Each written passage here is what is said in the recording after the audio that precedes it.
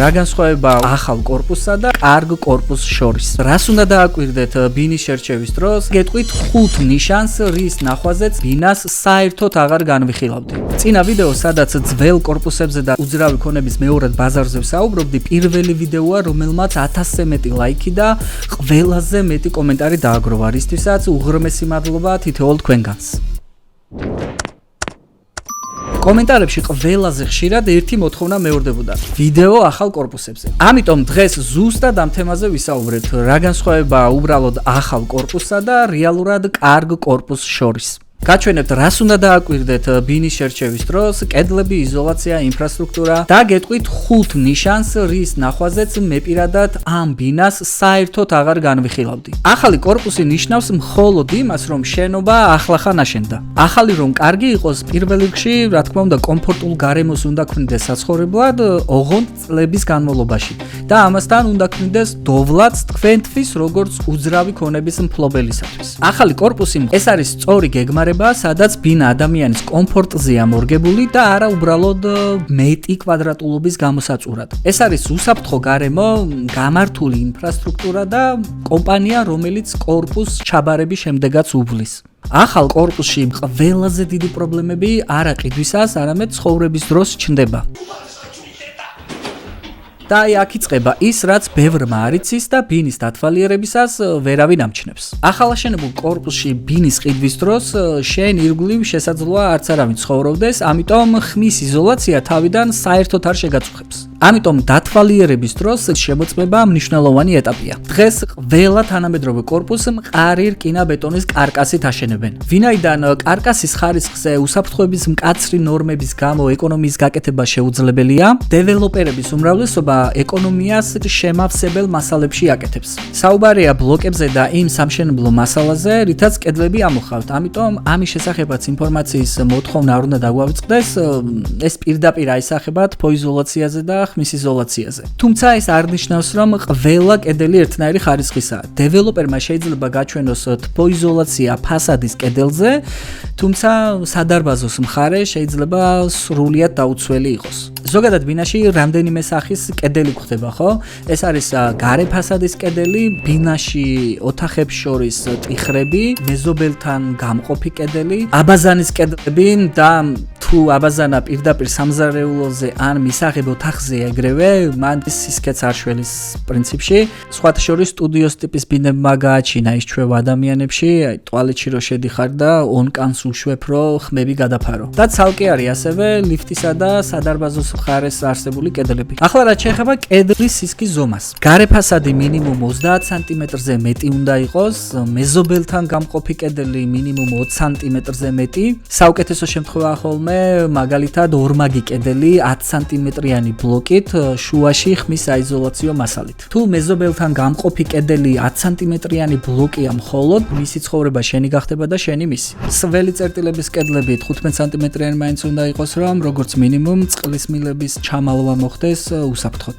შიდა ტიხრების შემთხვევაში გაითვალისწინეთ, რომ დეველოპერისთვის ეს ერთ-ერთი ყველაზე მარტივი ადგილია საკუთარი ხარჯების შესამცირებლად. რადგან მყიდველების უმეტესობა ძირითადად ვერ ამჩნევენ განსხვავებას 10 სანტიმეტრიანსა და 15 სანტიმეტრიან ტიხარ შორის და დიდ ყურადღებასაც არ აქცევენ ამ ფაქტს. თუ შიდა ტიხრები მხოლოდ თაბაში მოყავთია ამოყვანილი, მარტივი ტესტი ამ შემთხვევაში, რასაც ისედაც ვაკეთებთ ხოლმე, არის რომ დააკაკუნო კედელზე.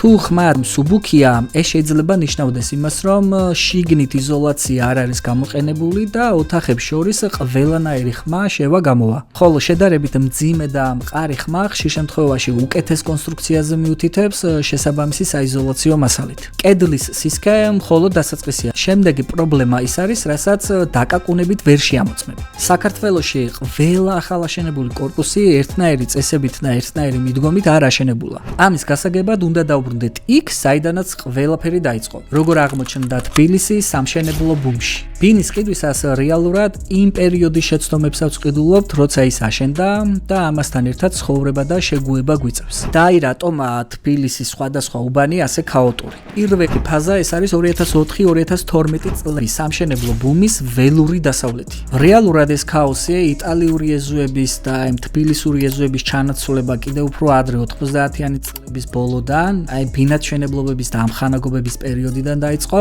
უბრალოდ 2004 წლიდან ამ ყველაფერმა მასშტაბური სახე მიიღო. ჩნდება რეტონის შენობები, სადაც მთავარი მიზანი ფართების სწრაფად აშენება და გაყიდვა იყო ხარისხსა და ინფრასტრუქტურაზე ფიქრის გარეშე. ამ პერიოდში გახსოვთ ალბათ პირდაპირ ტროტუარებზე რო შენდებოდა კორპუსები, პრინციპში ზოგი არც ახლა აკლებს. მეორე ფაზაში უკვე 2012-2020 წლებში ეს ქაოსი მასიურ ცათამბჯენებსა და კატასტროფულ სიმჭიდროვეში გადაიზარდა. დეველოპერები ცდილობდნენ ყოველი კვადრატული მეტრიდან მაქსიმალური მოგება ამოეღოთ. შედეგად კი მივიღეთ გადატვირთული უბნები, პარკინგის დეფიციტი და ფანჯრიდან გახედვისას პირდაპირ მეზობლის ფანჯარას უყურებ. ახალი რეალობა კი სრულიად განსხვავებულია.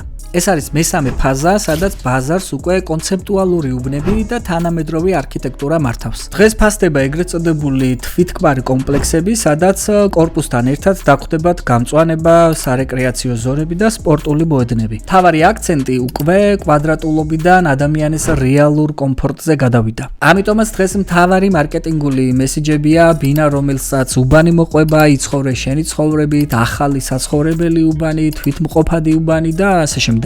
ხშირი შეცდომა, რასაც მომხმარებელი უშვებს, ეს არის რენდერზე აუზის გამწვანების დანახვისას ფიქრობს, რომ ეს სამუდამოდ ასე დარჩება. რეალურად კი ასეთი კომპლექსის შენახვა საკმაოდ ძვირია. ხარჯები იზრდება და ყოველთვიური გადასახადიც მნიშვნელოვნად მატულობს. სწორედ აქ იწყება უკვე პრობლემები, ნაწილი იხდის, ნაწილი არა და ეზო, აუზი, დაცვა და სხვა სერვისები თანდათან ხარისხს კარგავს. ამიტომ ბინის ყიდვისას მხოლოდ ინფრასტრუქტურას ნუ უყურებთ. იკითხეთ, ვინ მართავს კომპლექსს, როგორ ფინანსდება მისი მოვლა და რამდენად რეალურია ამ სტანდარტის შენარჩუნება 5-10 წლის შემდეგ. ამისთვის სანამ ბინას იყიდით, არ უყუროთ მხოლოდ მიმდინარე პროექტს. ნახეთ დეველოპერის მიერ 5-10 წლის წინ ჩაბარებული კორპუსი და როგორ გამოიყურება ის დღეს.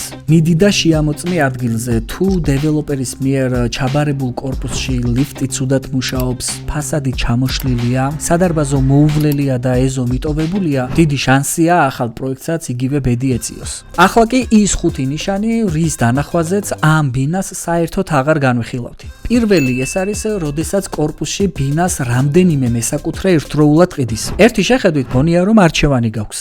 მაგრამ მაგალითად მე ყოველთვის ვიკითხავდი, რატომ ყიდის რამდენიმე მაცხოვრებელი ერთდროულად. ეს შეიძლება ნიშნავდეს ხმაურიან მეზობლებს, ცუდ მენეჯმენტს, ცუდ იზოლაციას და კიდევ ბევრ ისეთ ნიუანს, რომელსაც ერთი შეხედვით ვერ ამჩნევ. კარგ საცხოვრებელ გარემოს ადამიანები იშვიათად ტოვებენ, მით უმეტეს რამდენიმე ერთდროულად. მეორე ეს არის მოუწესრიგებელი სადარბაზო. ყველა უყურებს რემონტს შიგნით, მაგრამ ავიწყდებათ საერთო სივრცე. ბინაში შეიძლება იყოს ახალი ატაკი, ახალი ტექნიკა, ახალი ავეჯი, მაგრამ სადარბაზო გეუბნება რეალურ ისტორიას. როგორ უვლიან მაცხოვრებლების სახლს, მუშაობს თუ არა ამხანაგობა, როგორი ადამიანები ცხოვრობენ, ბინა შენია, მაგრამ კორპუსში ყველასთან ერთად ცხოვრობენ. მესამე არის რემონტი, რომელიც რეალურად ხარვეზებს მალავს. ბევრი ადამიანი ბინაში შესვლისას ხედავს მხოლოდ კარგ ავირს, კარგ განათებას, კარგ ტექნიკას, მაგრამ მე ყოველთვის უყურებ იმას, რაც არ ჩანს. ვინ ჩაატარა რემონტი, სად არის მასალები ნაყიდი, კი აქ დიდია შანსი რომ მოგატყუონ, მაგრამ თუ ხარისხიანია, ბრენდები და მაღაზიები ემახსოვრებათ და თუ ასია დააკვირდით, თამამად და რამდენჯერმე გაგიმეორებენ ამის შესახებ. ასე რომ უცხოვრებელი ბინა ყოველთვის კარგს არ ნიშნავს. ვიდეოს დალაიქება და არხის გამოწერა არ დაგავწდეთ და მეოთხე ეს არის ბინა, სადაც ბევრი რამე მერე გაკეთდება. ეს არის მართლა ხაფანგი. ეზო გაკეთდება, სადარბაზოს რემონტი იგეგმება, პარკინგი დაემატება. ყიდვის დროს უნდა შეაფასო მხოლოდ ის, რაც უკვე არსებობს და არა დაპირება. მით უმეტეს თუ მთავარი პლუსი ამ დაპირებებიდან ერთ-ერთია. და მეხუთე ეს არის, როცა ბინას სწრაფად უნდათ რომ გაყიდონ და ყიდვას გაჩქარებენ. ისეთი ფრაზები, როგორიც არის უკვე რამდენიმე კლიენტი მყავს, პასუხი დილითვე რომ ითხრა და ასე შემდეგ, კითხვას აჩენს. რატომ არ მაძლევენ დროს შესამოწმებლად? გახსოვდეთ, კარგი ბინა არ უნდა იყიდებოდეს პანიკით.